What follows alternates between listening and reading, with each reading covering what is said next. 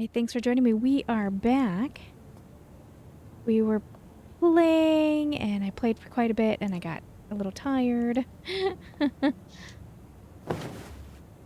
Comfortable. The most comfortable and expensive place I've ever slept. Worth every penny. I think we went to leave the camp.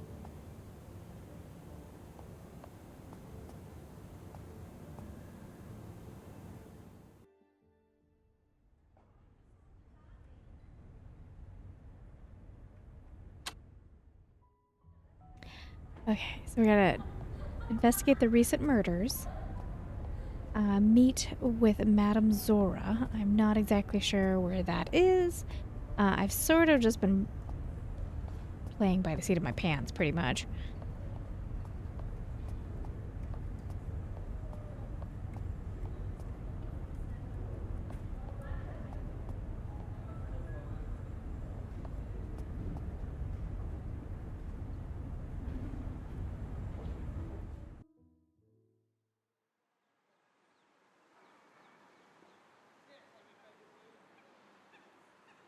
In Sora Square, the East End's crossroads of commerce and vice, the medieval cobbles still bear the weight of modern wheels and footwear.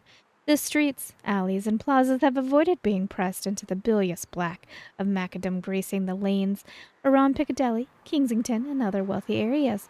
You've heard it said that due to an ongoing trademark dispute, each individual stone would need to be granted a day in court before its removal to make way for smoother pavement. Sora Square's amenities and surroundings attract people of varying moralities. Even so, the elites of London rarely cross the River Lea, and anything east of Aldgate is commonly held as out of bounds, except for urgent errands. Take a quick look. East, the last of London. Lotus Pet House. Sacred Heart Orphanage, okay, Beggar's Lane, the Carry, Curiosity Shop. Guess I don't know where to go. Maybe the Curiosity. Someone named Madame Zora would make me think of a Curiosity Shop.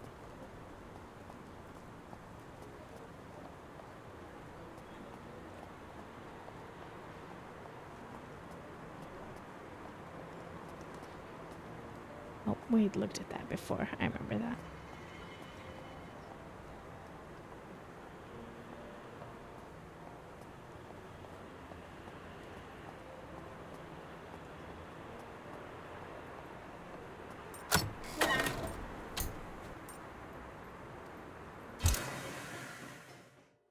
Think of the condemned side alley in a poor part of London, where the public services are infrequent and children play in the filthy streets, unwatched by their parents working all day at the factories. Cheap wooden shutters hang from the shattered holes of looted tenements, like so many black eyes after a night of bar fights. Old rags stretch along the clothesline, and rats make a home in the rubbish. Aside from the curio shop, there isn't much worth visiting here, leaving you to tread the mucky road with your collar to the wind, looking just about as hopeless as the residents themselves.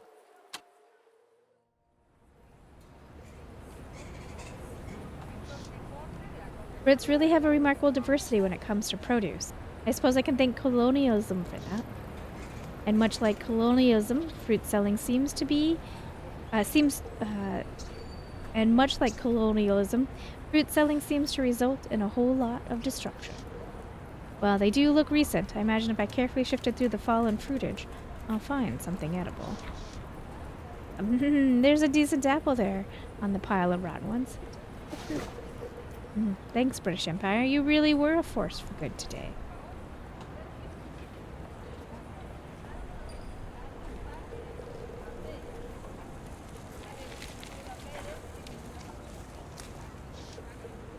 Buy a watch, sir or madame? Wristwatches. How dull must someone be to always need to know the time? I need those gears.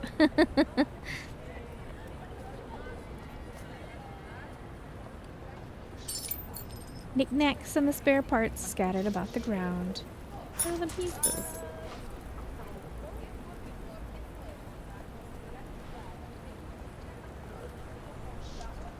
I see broken porcelain in the rubble. Perhaps this was a laundry or a beauty parlor. Or else someone forgot to pay Molly her protection money. She has been known to exact fiery revenge in the past.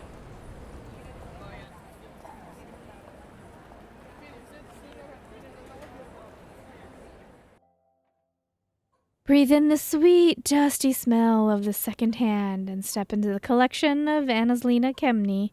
Before running the shop, she worked as a knife grinder, umbrella mender, and a beehive maker, collecting her rag and bone wares in the meantime.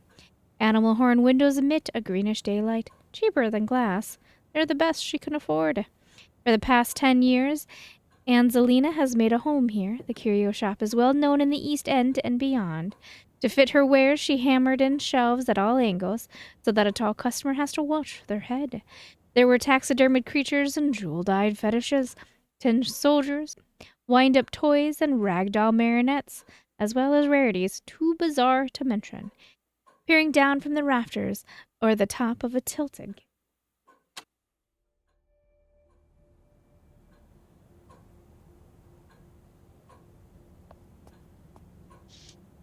Instruments, I'm certain I can learn to play something, but I have more of a knack for singing. Angelina has a well-kept shop, despite being packed full of gewgaws, knickknacks, and bagatelles. Miss Kemeny, hello. How is business?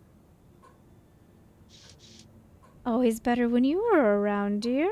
A pretty face is better than a dozen candles for lighting up the place. Have any ladies' fans? I don't know if I mentioned this before, but I'm always on the lookout for a new ladies' fan. Do you have something particularly stylish or unusual, that is? Well, I have this. I don't know if it's stylish, but I'll let you have it for $1. That's not fancy, but pretty enough for $1. Yes, I'll take it. Thank you.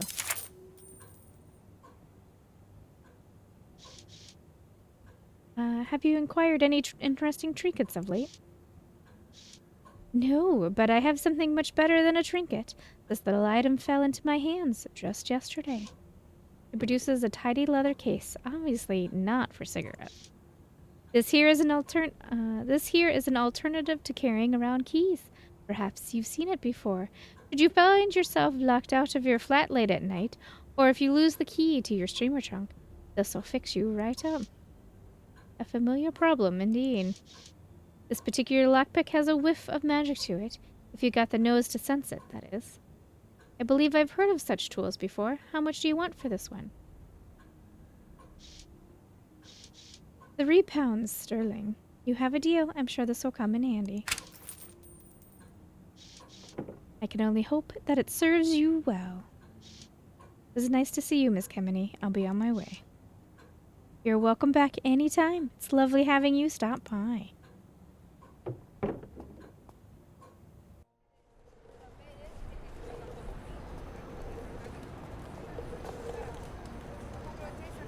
There.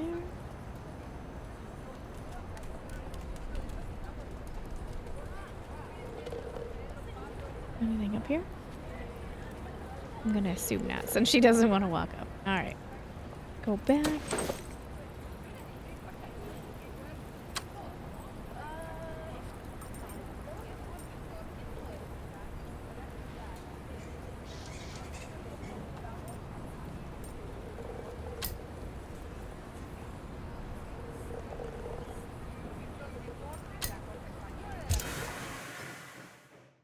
Red Lantern Lane is named for the color of the paper lanterns above the street.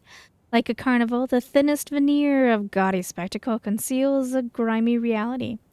Ornate facades, raucous shouts, and 1,000 different smells all compete for one's attention. It pays to keep a weather eye out for danger in this neighborhood. What are those hunched shadows in the alleyways? Vagrants in need of a warm fire, or a gang of thugs waiting for a mark? Possibly something more sinister and twisted. But in the daytime, at least, you needn't worry about being clubbed from behind or getting snatched by some organ trader's lackeys. A pair of pickpockets working in tandem is the worst you'll encounter as long as the sun is up, and you're far too clever to be duped by such as they.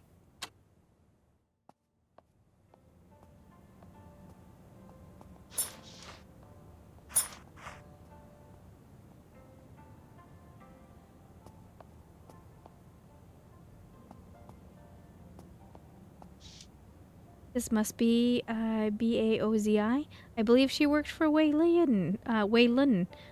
I believe she worked for Wei Lun until his death. And yet, still at it from the looks of it, yet she's not aware of her newfound freedom.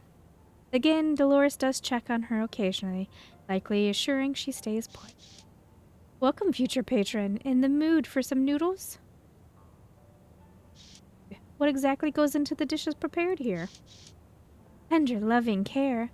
Wei Lin's fond of saying that. I mean, what ingredients go into the meals you serve? I'm sorry, but I'm not at liberty to discuss such things. Secret recipe only known to Wei Lin. It's rats, isn't it? Rats are people. Well, at least there isn't a worry about the competition copying the secret to success. That's the establishment managed this long without human supervision should also count as a huge achievement. Saints, I suppose I was famished. No harm in treating myself. Pleased to hear it. Here is one order of Wei Lun's fine. I must say, this almost makes me want to stay in London. Come again? Oh, nothing. Great meals tend to make me say all sorts of things. Thank you for your patronage. May the food lift your spirits.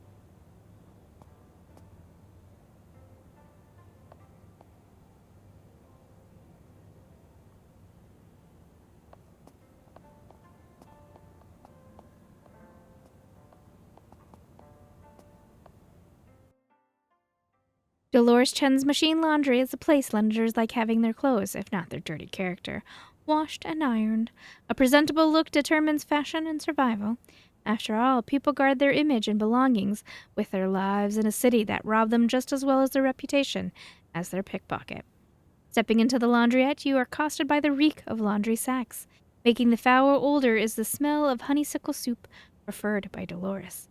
From behind the counter is the loud rumbling of the laundry manglers, mixers, pressers, and steam washers. The heat from the soaker tubs and ironing boards delivers a wave of steam that beads your brow. The mind might be refreshed by a pithy chat with the sharp-witted Dolores. Stay as long as needed to make yourself new again. Hours of operation permitting.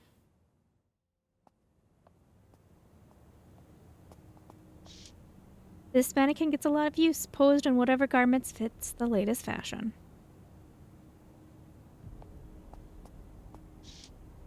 The indomitable Dolores Chen, a dyed-in-the-wool businesswoman, whether that business is above board or below it. Well, if it isn't the illustrious Clara Reed. What wonderful deed have I done to be deserving your presence? Good day to you, Dolores. Don't go wasting your charm on me, missy.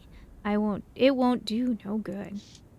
Dolores has customers from a range of social classes, but I've heard she gives them all an equal dose of attitude. Dolores is looking a bit frayed around the edges. Must be something big. In the normal course of things, she never let it show. What's the matter? I can tell something's got you on edge. Don't bother. I can see you want something, plain as day. Let every woman look to her own problems.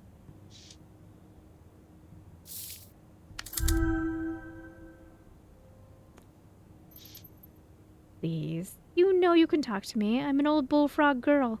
I sooner cut off my own nose than peach on a friend. Anyway, I can read on your face that it's not any legal kind of trouble. All right, fine. I need more graft to get the bobbies off my back. I sell the swag that Molly's Thieves is lifting, only it ain't coming in like it used to. These days, and now every night I got a constable at the door crying wicked threats. Everybody who's anybody knows Dolores' offense for Molly and the hounds. She sews hidden pockets in the dock hounds' uniform so they can hit the stores in Kensington. The bobbies turn a blind eye because they get the hush money. Until now, it seems. So you need me to find out why deliveries have dried up? Got it in one. I want you to find old Clarissa McGrady. Nope, that's not what I want you to find Carly? Not sure how to say that. I want you to find McGrady. He keeps the orphans in line for Molly. Must be he needs reminding of the mutual part of our mutually beneficial agreement. I don't know the name, but I know the type. A ladsman, one of who might be getting too big for his britches. There are a lot of ladsmen in this city, Dolores. How might I find this McGrady? Oh, he fancies himself a dandy. Wears an orange cravat and a topper. Carries a blackjack. I've seen what damage a blackjack might do close at hand, but now's not the time for unpleasant memories. Find him for me, show him the error of his ways, and I'll see about getting you what you need. Dolores is having cash flow problems. There's no good asking her for the money I need. But she's got connections. Might be she can help in another way. Agree to help Dolores in exchange for help leaving London. I'll admit that I need to get out of London as soon as feasible, but I can't do so without the right papers or money to afford such travel documents. Well, then, might be we can come to a mutual arrangement of our own. Just get Peter Kipling off my back, and you'll walk away a new woman. Dolores is shrewd, but she'll be as tight-lipped with my secrets as she is with her own. I can trust her. Thanks, Dolores.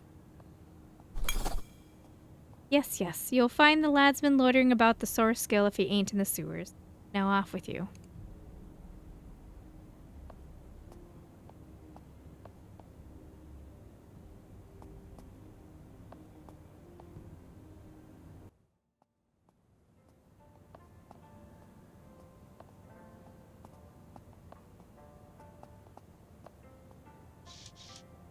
I spy with my little eye a path that will take me to a polluted canal.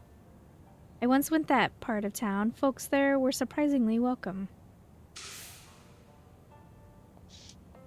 Wager they treasure any visitors they can get, seeing as they're overlooked by most Londoners. What are you doing?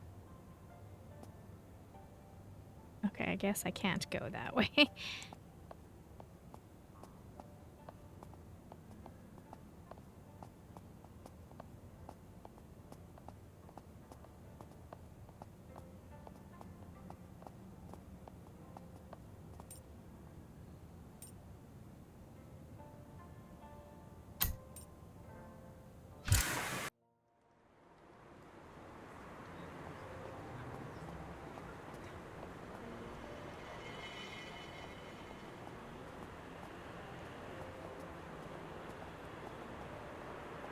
Alright, so we're looking for a guy with an orange hat, I guess?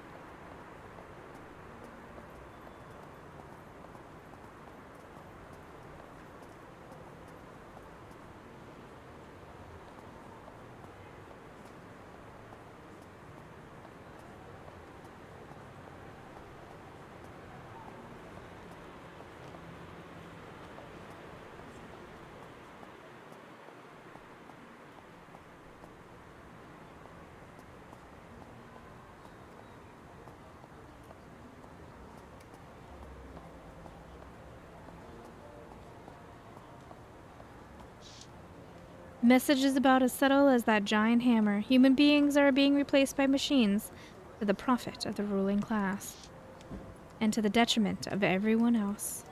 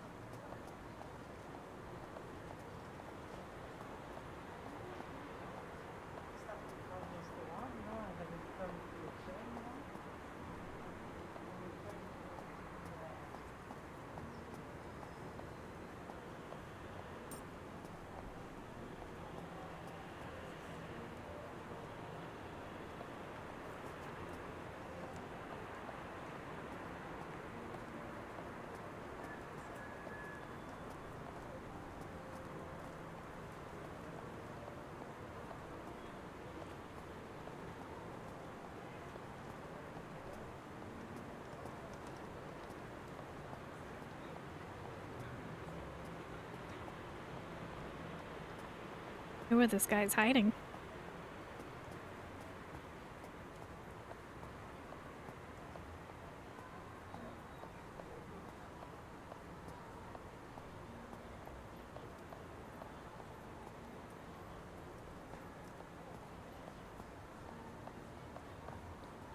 Oh, Pickett. It's not who we're looking for, but... Oh, hey, Claire. Good health to ya. Bloody hell, he remembers my name. And to you, Mr. Pickett.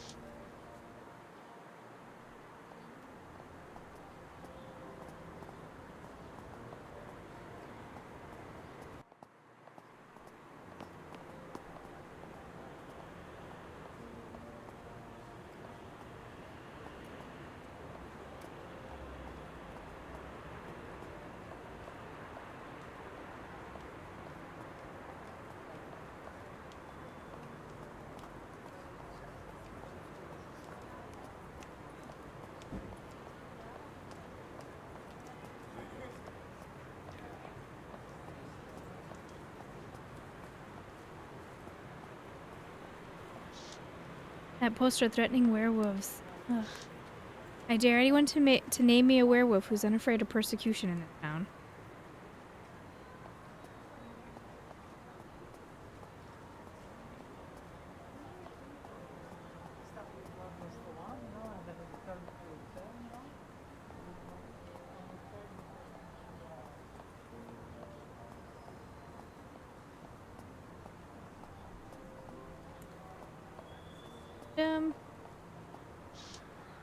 Sallow-faced, reeking of gin, carrying a cane and a blackjack. Ladsman, no doubt. McGrady, I presume. Who's asking? Clara Reed, Dolores Chen, sent me. Yeah, what do you want? I want to know why your fence can't afford to pay off the bobbies at our door. Maybe you should be asking her that, not me. Very easy skill. Convince the ladsman to listen to you.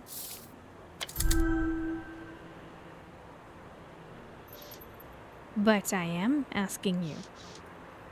It ain't my fault, alright? It's these good-for-nothing urchins. Slightest hint of trouble and they run for cover. You seem like an intelligent man. You can't guarantee the children's protection. What do you think will happen to your cut? I suppose there's some truth in what you say. Seems I've gotten through to him.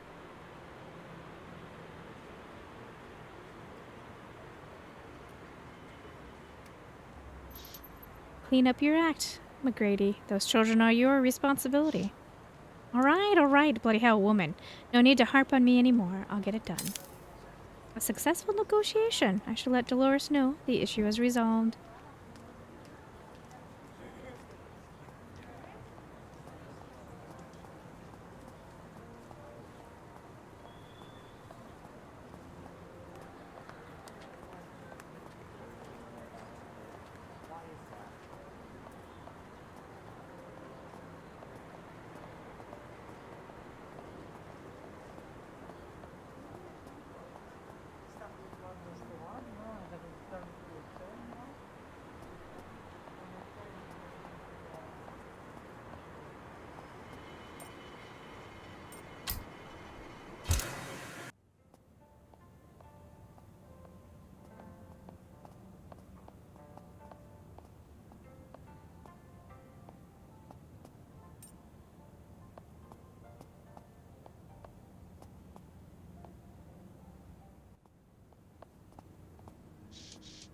Lovely to see you. Have you taken care of the thorn in my side?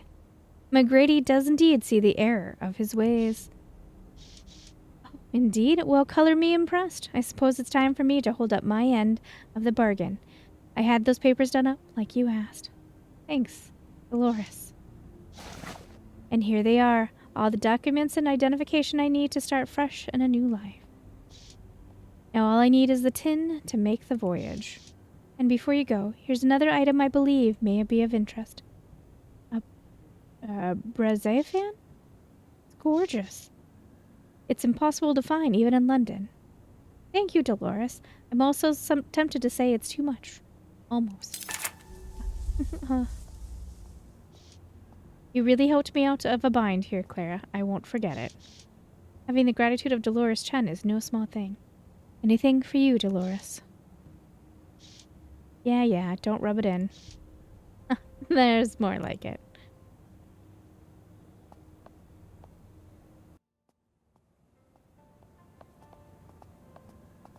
To you guys, I trim it out, or I try to trim it out, but there is a lot of loading screens.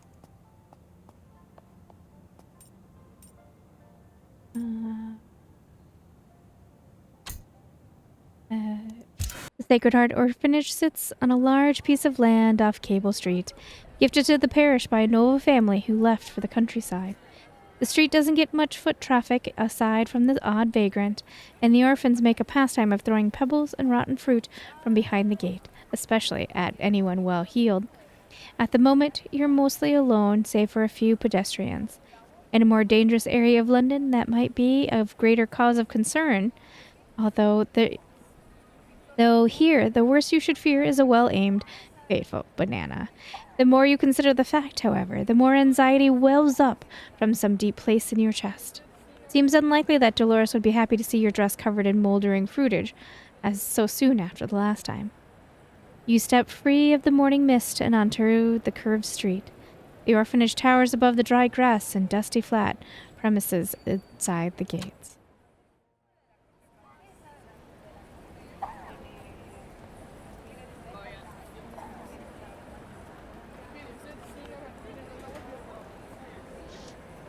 What a lovely carriage. I imagine it's remarkably elegant when in motion, drawn by strong, graceful white stallions. Or something like that. Really, anything would do. Letting our fantasies run wild. Definitely the finest stallions. The coachman would sit here, and I might say, "Bernard, fetch my gloves from the compartment, if you please. And make haste. We must make it to the bank by sundown, so I may withdraw £1,000,000. Check the gloved compartment. These boxes are just starting to become all the rage. It must have been an aftermarket edition, despite the rest of the carriage being of an older design. As well they should. One must have a place for driving gloves. Oh, there is something in here. Saints, if the owners truly wanted it, they should have done a better job locking it up. 3 shillings and a bottle of perfume. Not bad at all.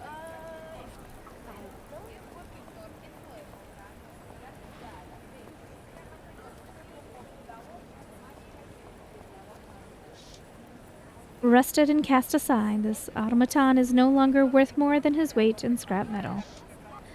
Pity, I must admit I have little experience with such creations.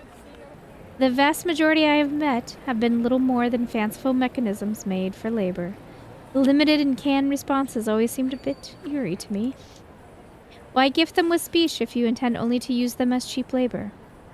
Speaks to an unpleasant impulse of control, at least to me. Perhaps it's for the best that the ones I've encountered don't yet seem capable of sagacity. What about Teddy Redgrave? He and Otto are inseparable, and Otto seemed quite clever already when I spoke to him. Teddy spoke of plans to upgrade him all the more. True enough. Still, you won't see me having any deep conversations with the average tin willies that roam the streets.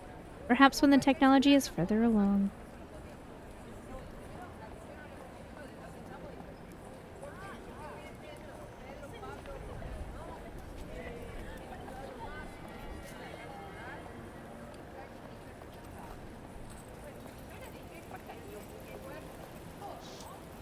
These are magnificent animals. It's a shame they have to toil under the yoke all day.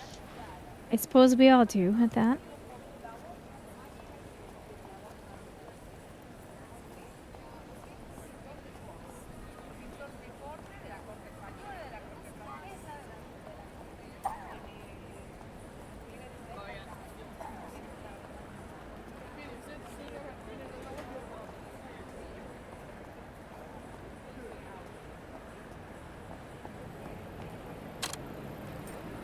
That's not what I meant to click on.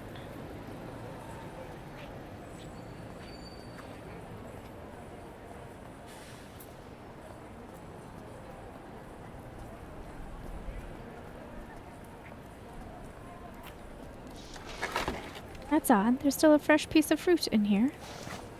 Seems safe enough.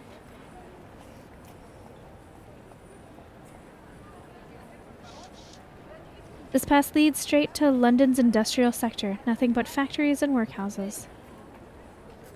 At least all the soot and smoke are confined to a single place, and the mechanisms in such buildings are something to behold.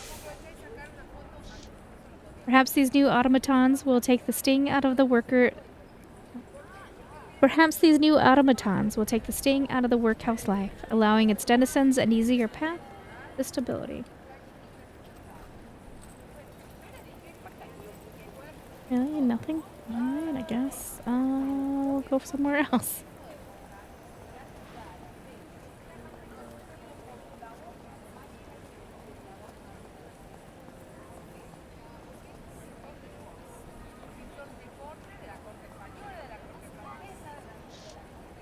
I've taken rooms like these all across Europe. I shudder to think of those naffy decorations and the rickety chairs ready to snap at any moment. Of course, the royal suite is far more comfortable.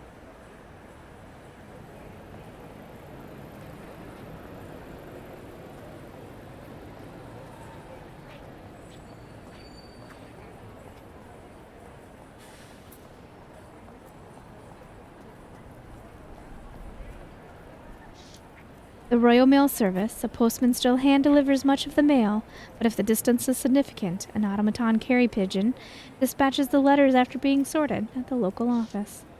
I wouldn't trust just anybody with such personal content. I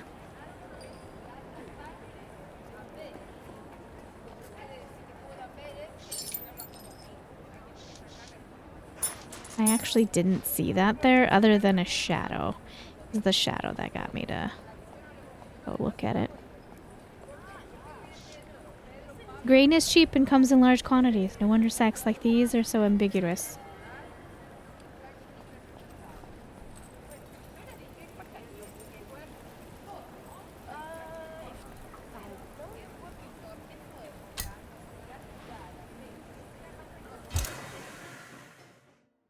Not even sunlight can lift the pall of despair on Beggar's Lane, where so many have wagered their pay at the Palladium, only to be thrown out on the cobbles, penniless.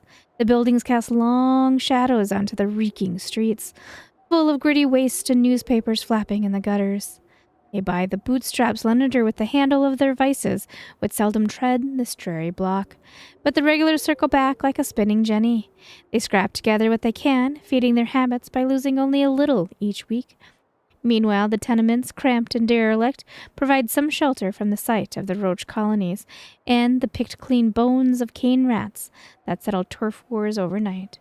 Then there is a buzzing electric fence, preventing the down and out from ending at all in the containment zone, where upon the full moon it is said that wolves break free of their cells and feast whoever unhappen to make their way inside.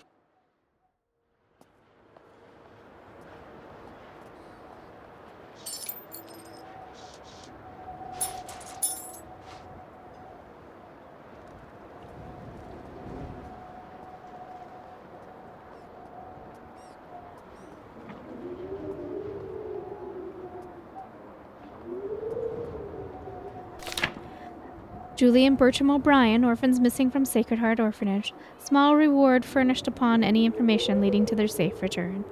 Please have a heart for our poor children. The Sisters of Sacred Heart, 22 Cable Street, East End, London. Alms accepted. As with money, innocence seems to exist here, so it may be robbed when no one's looking. Runaways or a kidnapping. It's not uncommon for orphans to stray away from their abode so they could face harsh conditions. Even so, it might have been a kidnapping. And if that, a ladsman could have seen the scoundrel behind it. They're fond of recruiting children to do their shady bidding.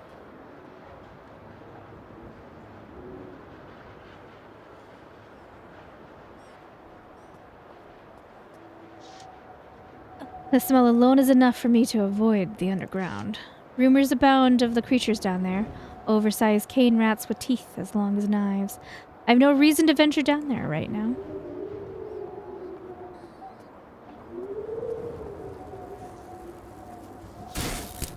Military grade, reinforced with barbed wire, and the sign reads Werewolf Containment Zone in luminescent paint. Electric bolts arc between the fence posts, and the smoky ozone scent flooding your nostrils. Saints above, a fence like this certainly stirs up resentment in the public eye. Perhaps there is a more humane way of portraying lichens to the populace.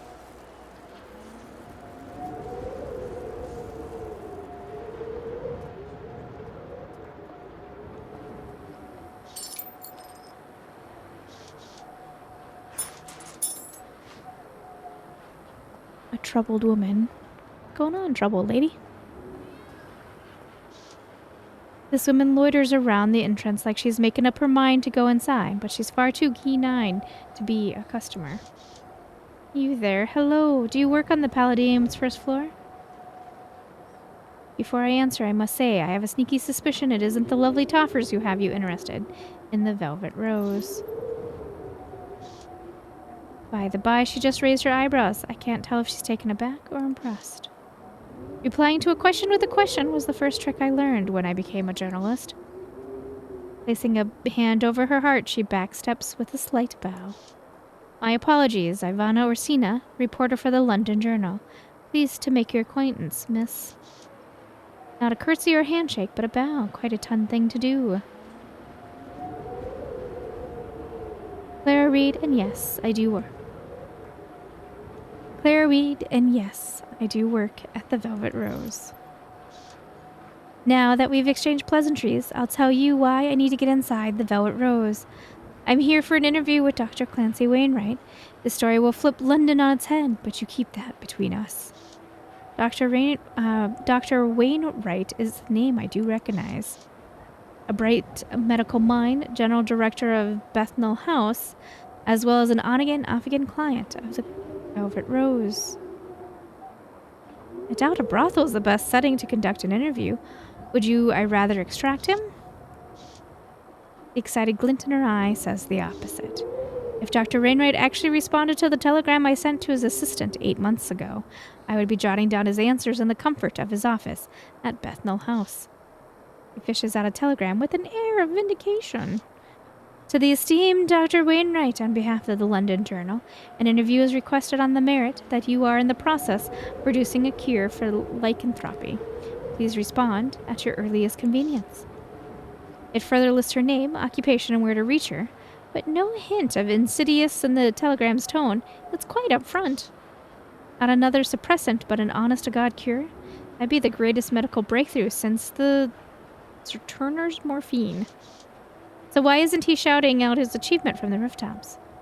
You suspect he's hiding something. You didn't hear it from me. However, there's a reasonable excuse that can be made if someone on the board at Bethnal House is forcing Wainwright to hold his tongue. To keep their hospital from gaining notoriety and royal funding, unlikely. I couldn't agree more. There's also the possibility that Wainwright is worried that the drug club would retaliate.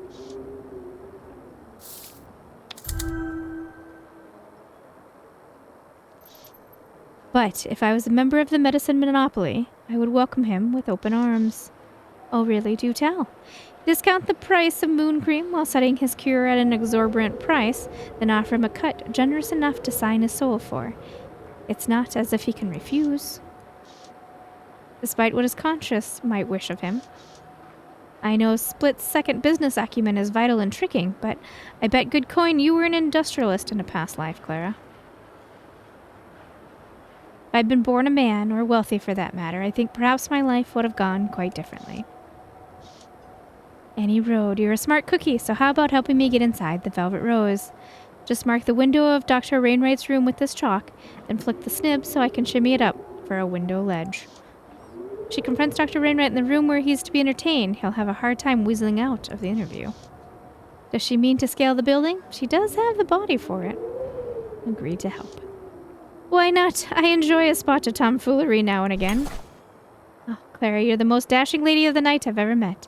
And believe you me, I've met more than my fair share. She tucks a stick of chalk into my front pocket, then with a wink she turns away, pretending as if we were once again strangers on the street.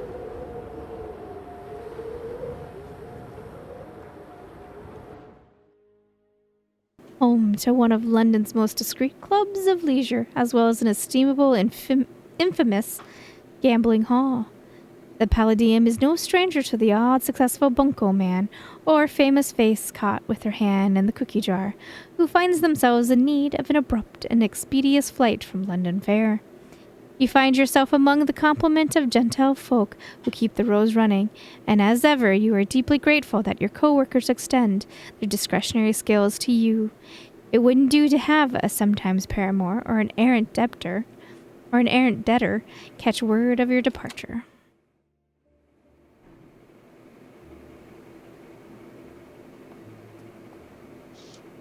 A wide range of frocks, tails, and greatcoats, some in better condition, others that seem to never get off the rack. Good representation of the Palladium's clientele.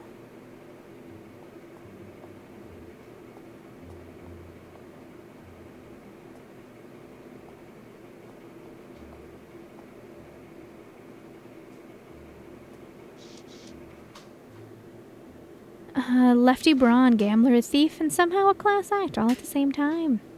How have you been? I haven't seen your name in the papers.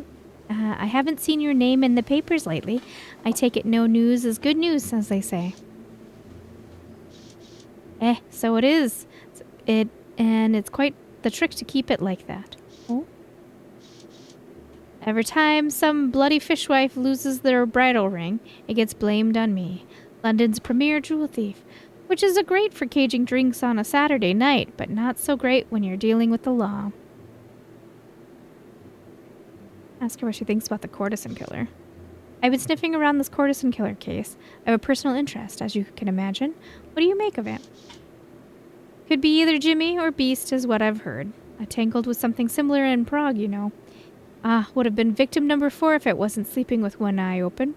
I owed a very unpleasant fellow a rather large pile of coin, and I was expecting trouble. What happened? This particular scoundrel favored a boning knife for his hobby. I twitched a shadow past the lamp and left guttering and rolling off the kip before he could slash me open. And you got away.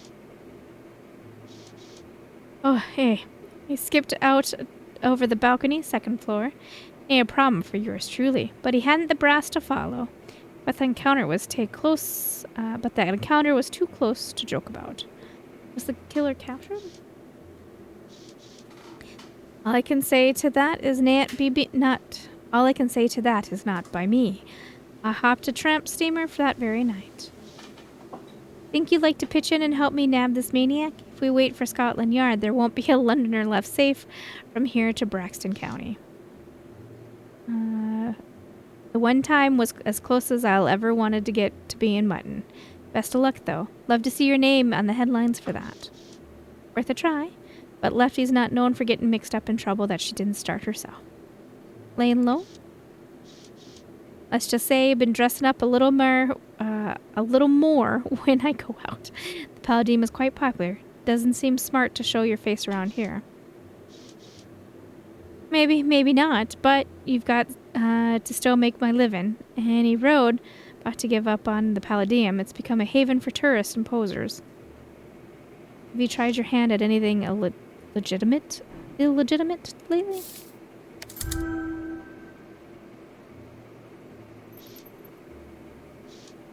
Lefty glances left, then right, and then carries on. And he might have perused the contents of a certain banker's home safe at St. John's Wood, but keep that under wraps, Clara. He doesn't even know he's been robbed yet. Oh my, that's funny. What about your trade, then? Are you and Beatrix still butting heads over the title of the finest dolly mop in London? I hardly call it a contest, least of which when poor Bay's fallen so far behind. Meow. Well, I suppose she's still got a few years to catch up. I'm glad I ran into you, Lefty. Take care of yourself. That's one thing you can always count on, lass. Bye now. If it ain't the lovely Miss Reed, you're in early, aren't you, darling? I thought you weren't singing till this evening. You in for a dram? Very funny, Clem. Don't you think it's a tad early? Well, la-dee-da, miss better than day drinking. Time was you and me and Penny would drink any of the lads here under the table. I look forward to tonight. As much as I'd like to, Clem, I'll be avoiding more pressing matters. Later, though, before my show, we'll have a dram together. Now that, my ducky, is more than fair enough. The trick to drinking one's opponent under the table often comes down to a pair of clever hands and no small amount of misdirection. Even with the tricks, I'm rather proud of my constitution. It's quite formidable for a human. Speaking of clients and headaches, you have a telegram from the Texan here, and one from Theodore Redgrave, sent along to your place of business, though I expect they'll have more sent to the bell jar as well. Sure, my eyes are falling with the amount of long-winded messages received. Thanks, Clem, but you can bin those. I've already read them at the bell jar. Sounds fine. I don't mind tossing something out, especially when it's misbehaving Jim Bibber. Whatever that means. The broadside was abandoned. A broadside was abandoned at the bar. Murder is still at large, and during the recent slaughter at Cannock Street, the body turned up in a back alley, torn to pieces. Who could be behind the bloodshed? Scotland Yard has doubled its forces to catch this killer. As of this day's writing, it claims that only ladies of the night have been targeted, but to be safe, all women are discouraged from being out of doors after sunset. Troubling times, I just hope there's something I can do.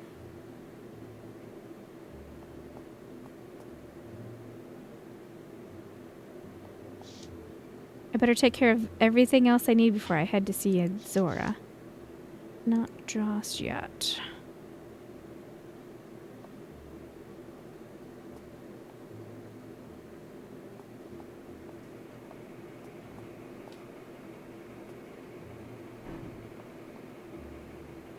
Trying to figure out where I'm supposed to go to find that dude. Yeah, this is the gambling area. Oh, robotic dealers.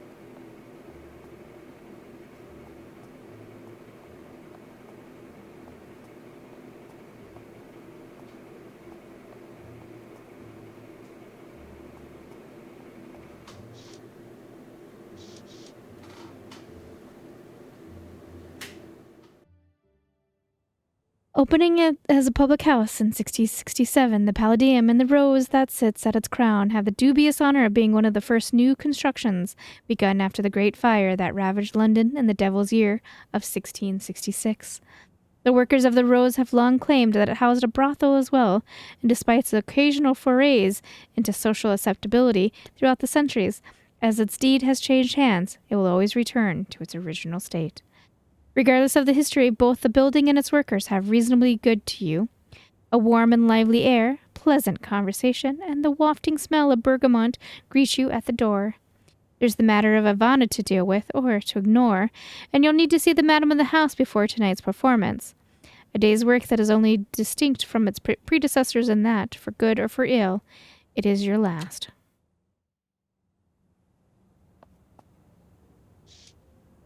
Scenes from distant lands. I've often dreamed of other places while working at the Rose, but to be reminded of them like this never sat right with me.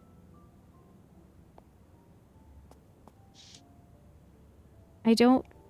Who can believe them? Mr. Sykes, I demand you lower your voice while in my establishment. What did Bay even say to you? A warning, that's fair play, but this? Beatrix is none of your concern. You have violated house rules with her. Let me talk to Bay. Mr. Sykes, you are hereby banned from services at the Velvet Rose for a period of 1 month. You may return after the expiration of said ban, and you can receive your partial reimbursement at the front desk. I don't care about the money. This is your last warning, Sykes. You have 10 seconds to leave before I call in my enforcers. Christ alive. All right, fine, I'm moving. But this is horseshit. You mark me.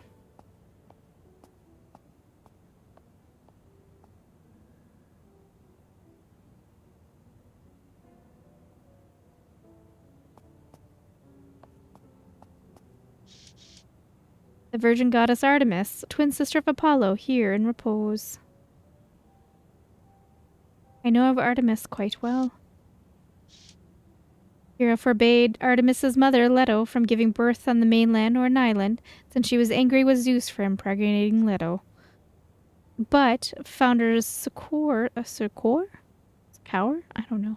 On Delos, where she bore the twins.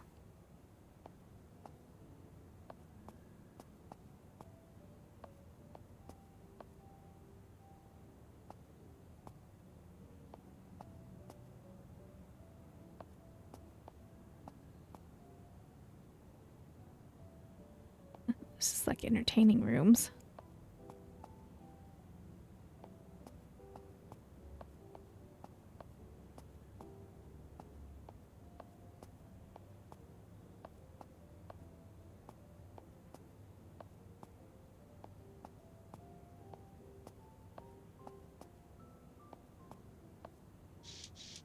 That's Lau. Looks like she is sloshed, which is, unfortunately, a not infrequent state for her. I hold up at this time of day. Dare I inquire as the occasion? You know how it is, Clara. Life's nasty, brutish, and short, and then you die, so you might as well make the most of it. True enough, that. Might die sooner rather than later, what with this courtesan killer picking off working girls like us. I won't lie, the notion has me proper affair. Sort. Content or better. We look after our own. Zora won't let anything happen to us. Oh, yeah, she'll do what she can when she isn't being a controlling stick in the mud. Uncharitable, but fair. What's your take on the courtesan killer business? I knew one of the girls, I did. Hannah Lane's name was. She used to work here, but she moved on ages ago. That's right, I remember her. A nice enough sort. Before she was killed, she was still working as a dolly, far as I know, which is more than I can say for all of the victims. A working girl like us, even to the bitter end. You know how them bobbies are. Anyone sleeping rough or up to her eyeballs in gin was probably up to all else too. All the same to them. Any plans for this evening? Nothing special, but I'm looking forward to your performance tonight. Oh, stop it. Nothing I haven't done before. I wouldn't be too sure about that. You got a look about you. Oh, we failed.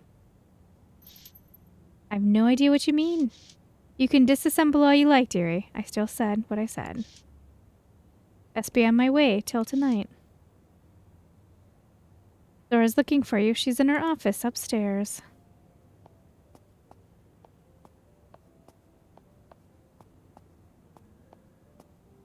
Athena. A rendition of Athena, one of Zeus's many daughters, and a goddess of wisdom, poetry, and strategy.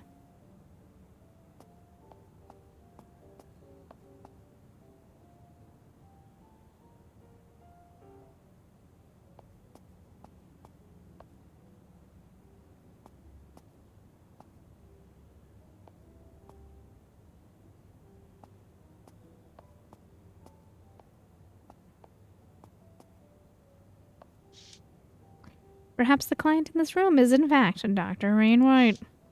Aside from that blindfold, he looks to be dressed like a physician. But I can't confirm without speaking to him directly. That might be worth the risk. I better just mark the window before he catches me in here. Ah, nurse, good you're here. I've been waiting very patiently. My, what a sight. Seems he's hired one of the dollies to be his nurse for today. I hope you scrubbed in, my dear. For today's practice, I will employ a new experimental technique. It is not without risk, but it is the patient's only chance for survival.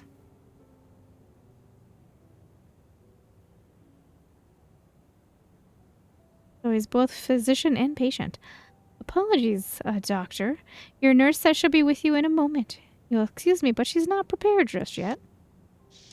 Ah, quite all right, then, I understand. Honesty and patience are important in the field of medicine. I don't mind waiting. Well, that was a close one, but at least I confirm that the client is Dr. Rainwright. No question about it. I'll just mark the window and be on my way. We've got a secretive trait. That will do nicely.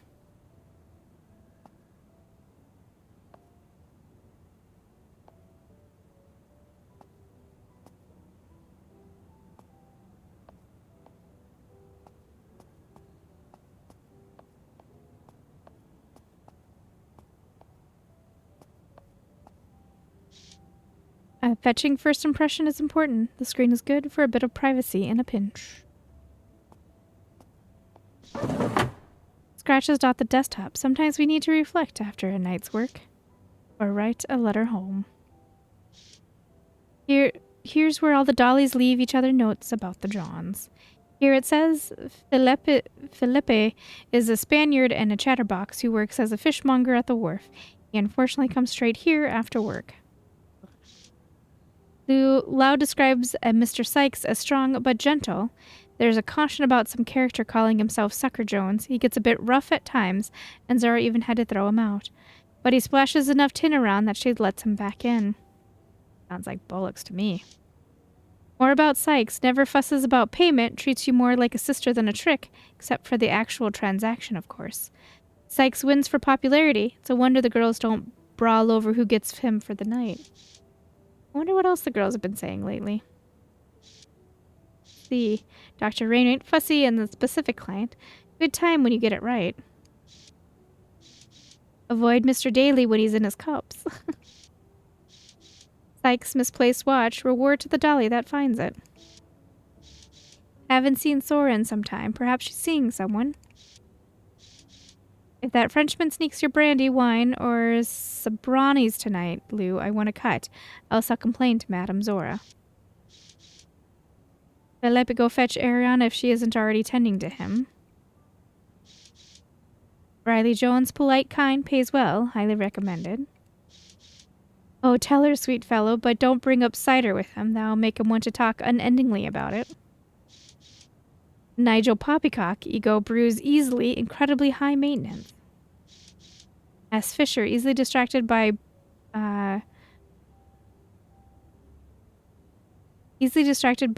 poetry and okay, we'll keep going. P. Nolan came in and asked for the weird stuff but refused to clarify, responding, "You know," and winking when asked. Left without services performed. V. Phillips, skittish thing, but quite the cuddler. However, kisses like a dead fish. Needs work. Mr. Sabah, not into the physical stuff, still knows how to touch a woman's soul with his wittiness. P. Stark, unconventional tastes, but very sweet. Theodore Firebird mostly wants to talk about conspiracy theories, just nod and look impressed. He might give a good tip. There's nothing else on the board. Wasted enough time here as it is. Fair enough, Grace.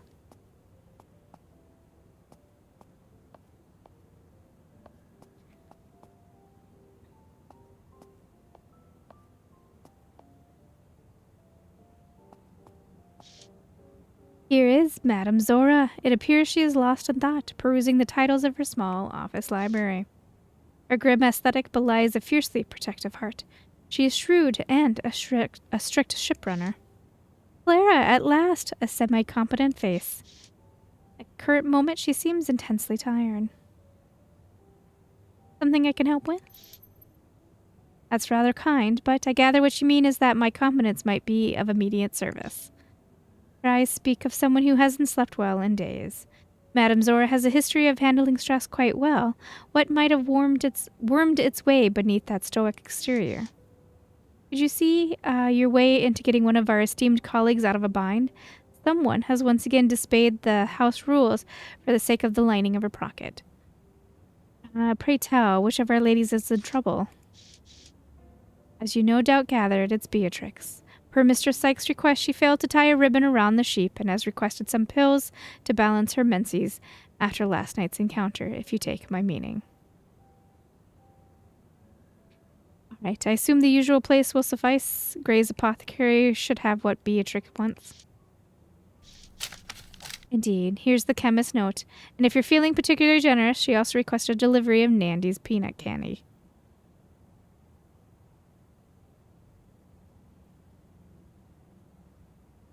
I'll get the medicine. We dollies need to stick together.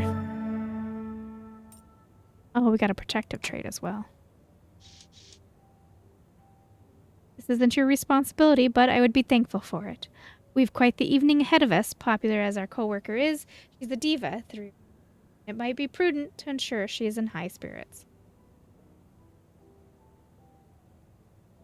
I haven't the patience for non-essentials on someone else's behalf. Oh, nope.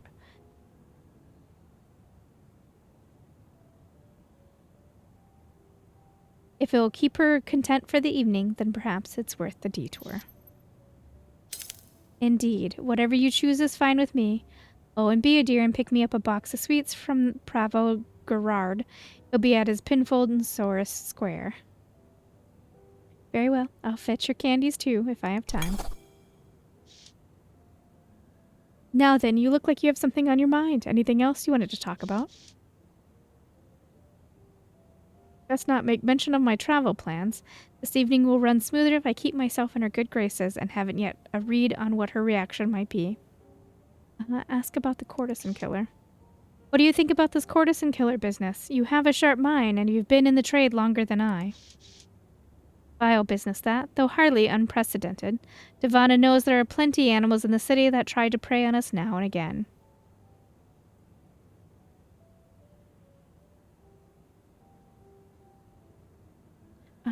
Okay. Why leave the bodies in such a state? It places them beyond the pale, even by the standards of other such heinous crimes. That it does. Perhaps we speak in error to assume there is any greater motive to these killings at all. Her expression speaks of pain and anger, of fear for the safety of her girls and the rest of London's underside as well. I can certainly understand. Miss Reed, may I speak to you in confidence? In confidence?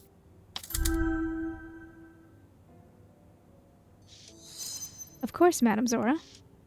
I've seen marks like this in my days before I came to London. Brutal killings such as those that now haunt us. Perhaps we are not looking at the work of a person, Miss Reed, but that of a werewolf. Something in her tone strikes me as off. Perhaps it's nothing more than an unsettling memories. She may have cause for suspicions, but then why the targeting of dollies? Are we inherently vulnerable because we often deal with strangers? Or might all this paranoia boil down to coincidence? Intent or better. It'd be easy to blame werewolves given the state of bodies, but we must not allow prejudice to inform our actions.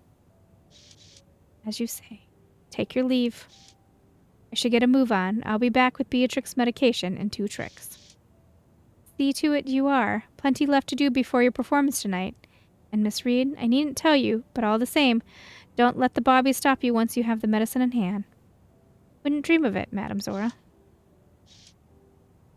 I turned to make my way, only for Zora to abruptly stop me with a tense hand on my shoulder. Take heed, my dear. Once you have the medicine, come straight here. Legal or not, those pills are more than enough probable cause for the coppers to apprehend a woman such as you. I'll be back soon with the medication for Beatrix. Be sure to take care.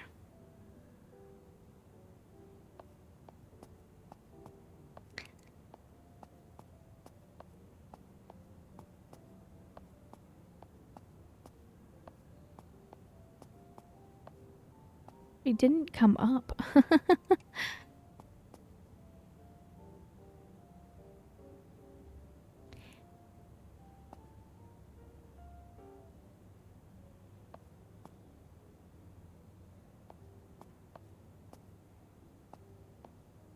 Alright, I think I have to leave the building for the game to save, so let's do that and call it done.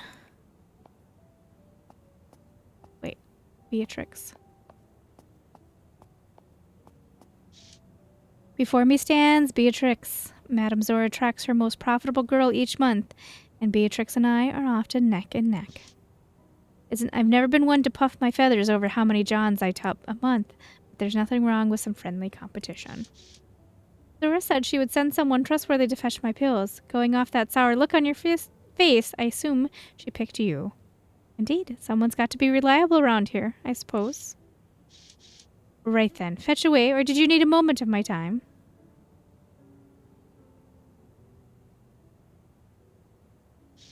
I know Sykes has a bit of a temper, but you were the last person I expected him to take it out on. She rolls her eyes while waving her hand with nonchalance. His favoritism doesn't exclude me from his tantrums. Besides, he'll be back tomorrow. Zora's banned him, I'm afraid. Her eyes flutter with sudden realization. Do I detect a hint of remorse? Still, she's composed again in an instant, and she gives me a petty glare for witnessing a chink in her armor.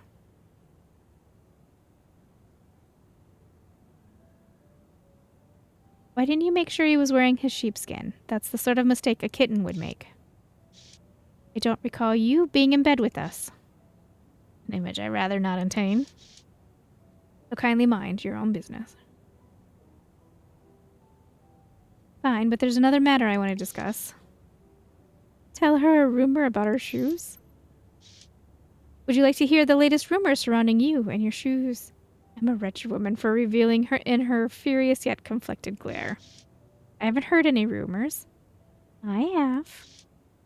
Well, most of us are used to your quirks by now, but it seemed that Prudence isn't. She claims that she witnessed you using the communal bathtub in the usual way, save for still wearing your boots. Prudence is a half-blind half-wit. I'm a lady enough to know it's quite rude to indulge in rumors, but it appears the same cannot be said for you. You never seem to take off your shoes. Do you even go to bed with them? She shoots me a terse look while defensively crossing her arms. Conversation is over, whether I like it or not.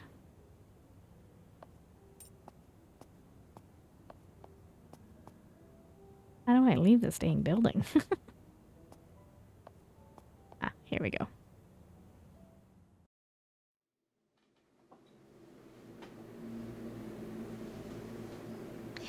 The Palladium, a low-lit house of shiny gilts and leather luxury, hosts every manner of folks and furnishings. Prettified paupers and sneering lords, gambling tables and a stage for exclusive front-row seating. Glancing down at your feet, you feel a moment of vertigo as the floor's high, polished doubles everything in a dim, upside-down mirror wood. What would it be like to enter this place as one of the elite? Brass-gilded doors with ornamental spinning cogs give way to a smoky chamber suffused in a brooding light. Stamped tin tiles cover the ceiling, glittering with monograms. The windows are stained with elegant colors, but the walls are festooned with garish portraiture. Why are the gaudiest features of a place so cutting to the eyes? A jigger of gin should soften the glare from this carousal of stimulation.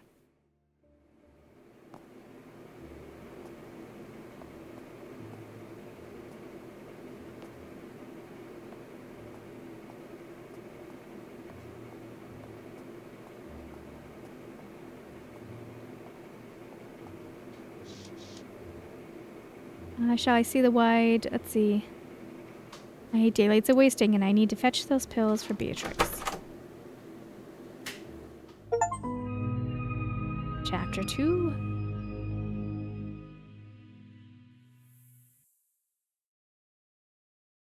Alright, it looks like we're moving on to Teddy Redgrave. Teddy's workshop. Beat back the terrors of East London as Teddy Redgrave, monster hunter extraordinaire, deciding for yourself what makes monsters in the first place. You are Teddy Redgrave, monster hunter extraordinaire, with the humble 4 walls inside an old clock tower. The furnishings are sparse in your dusty home workshop, with more priority given to the machine efficiency than creature comforts. Mechanical odds and ends litter the floor, like a second skin that will never get properly buffed.